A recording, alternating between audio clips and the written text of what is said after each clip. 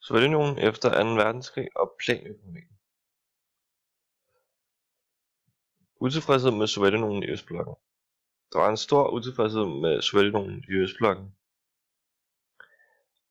Myndighederne gjorde mange ting for at prøve at give et godt indtryk af kommunismen, men det blev aldrig accepteret i Vesten. Det blev kun accepteret af befolkningen i USSR, fordi de ikke havde noget valg. Genopbygningen af Sovjetunionen. Efter 2. verdenskrig havde Sovjetunionen tabt 20 millioner mennesker i krigen. Næsten store del af landet lå i ruiner. Der var ødelagte byer, industrianlæg og transportmidler til en værdi af flere milliarder kroner, og meget af landets forsyninger var spist og drukket. Genopbygningsproblemet var enormt, og man blev nødt til at begynde helt forfra. Landet havde brug for alle de ressourcer, de kunne få fingrene i, og som sejr af 2. verdenskrig forventede de, at de ville få ressourcer derfra ved hjælp af krigsskadeerstatninger. Stalin mødte op til forhandlingerne med krav på meget store erstatninger. Det så russerne som helt naturligt, da de nu var sejrherrerne af 2. verdenskrig, men sådan blev det altså ikke. Russerne blev derfor meget skuffede, da de fandt ud af, at de allierede havde en meget anden holdning til de krav, end russerne havde. De allierede var meget mere interesserede i at få genopbygget Tyskland end Sovjetunionen. Planøkonomien. Vi kan sige, at planøkonomiens princip er lidt ligesom en middag hos en familie. Man beslutter først, hvad man skal have spist til middag. Derefter ønsker man de råstoffer, man skal bruge til at kreere sin mad. Så skal man lave sine produkter, og til sidst serverer du dem. Dette er præcis som man i et helt normalt samfund. Altså, man finder ud af, hvad der skal produceres. Derefter anskaffer man sin råvarer, og fremstiller man det ønskede produkt til forbrugerne. Dette er deres princip, men det er langt fra realistisk. Det væsentligste er, at man ønskede at afskaffe forbrugernes valgfrihed. Det vil sige, at alle folk ville få samme vare på samme tidspunkter, også selvom de ikke havde brug for det.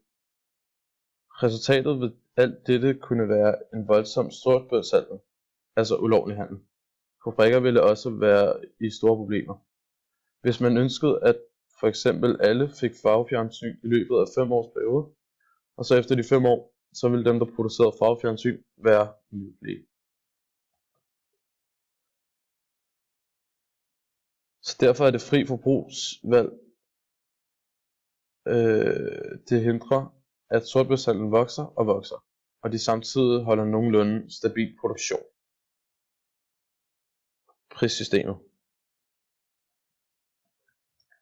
En vares pris er først og fremmest et udtryk for en politisk styring i forbrugsmulighederne. Altså hvor meget en vare nu kan komme til i brug hos en borger. Disse politiske ønsker har også alle sammen det grundlag, at de ønsker, at man kan undgå kriser, arbejdsløshed og social og økonomisk lighed. Med det sagt ønsker de også at sikre, at befolkningen har råd til de nødvendige ting, man skal bruge til at overleve et liv. Altså mad, tøj og boliger. Og så er der en række, også kaldet luksusvarer. De er de dyre ting, såsom biler, stereoanlæg osv. Men det er ikke noget, som alle har behov for. Det er derfor, at man har sat prisen på tøj, mad, boliger så lav som muligt. Priserne for luksusvarerne er høje, så der ikke er så stor efterspørgsel for de ting, som mange folk ikke har råd til. Samme måde som maden og boligerne. De blev fastsat ud for politiske motiver. De ansatte får ikke højere løn for at være mere effektive eller dårligere. For at være mindre effektive fik de alle den samme løn, samme for direktøren. Han får heller ikke højere løn for at lave et overskud eller lavere løn for at lave et underskud. En af grundene til underskud kan være, at firmaet producerer nødvendighedsvarer, hvor prisen skal holdes lav, og derfor er deres indtægter ikke så høje. Grunden til at dette er effektivitet ikke kan sammenlignes med prissystemet. Der bliver i stedet sat faste mål for virksomheden. Hvis de formår at opnå disse mål, kan der blive tildelt bonusser til personalet og direktøren. Hvis de mål ikke opnås, kan der ske fyringer, eller i hvert fald bliver virksomheden lukket. Årsagen til løn er stadig politisk. Man får blandt andet højere løn for at arbejde forurenede steder. Der bliver dog ikke gjort noget for at forhindre forureningen. Dette gør man som lokomotivfører for højere løn end lærere og læger, som der får meget lav løn. Folk, som har en høj indtægt, har ikke råd til luksusvarer, da de stadig er for dyre, selvom de har en god indtægt, hvilket blandt andet gør, at der ikke er nogen motivation for at arbejde hårdere for prissystemets skyld i, at de ikke får højere løn eller bonusser alligevel. De bruger deres penge på sorte markeder. Der opstår sorte markeder for specialvarer som tøj fra Vesten og friskbrød. Og folk kan på den måde bruge deres høje indtægt der. Det sorte marked findes dog ikke for boliger. Der er tit over 10 års ventetid på boligerne. De fleste boliger er lejeboliger, og mens f.eks. et nygift par venter på at få tildelt en lejebolig, bor de hos deres forældre. Man kan også købe eller bygge et hus, men det er for dyrt og skal betales kontant. Så der er ikke så mange, der gør det. For at folk kan få råd til de forskellige luksusvarer, sparer de sammen. De sparer over 20% af deres indkomst sammen til biler, sommerhus og andre luksusvarer. Så for eksempel fjernsyn og sådan noget.